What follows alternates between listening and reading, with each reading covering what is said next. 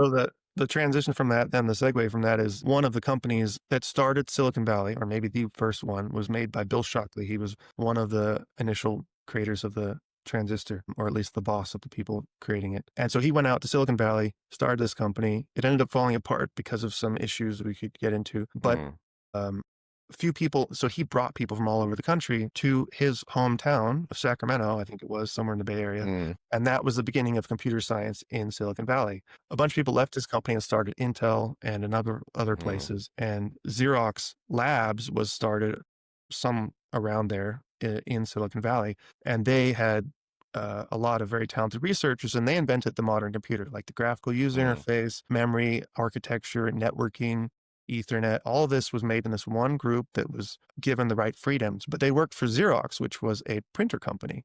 mm, Xerox's headquarters was on the East Coast. So Xerox saw this mm, personal computer. They'd actually built them and they were using them in their offices, talking to each other on a network. Like they were useful for them in their own work. mm. And Xerox was like, I can't sell that. We do printers because they sell Yeah. printers to enterprise.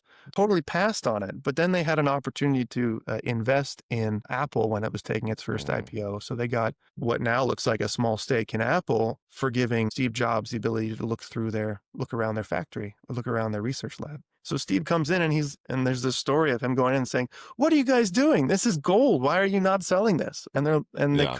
they couldn't sell it because they couldn't convince their managers that it was worth Mm. doing because it was in a different market vertical.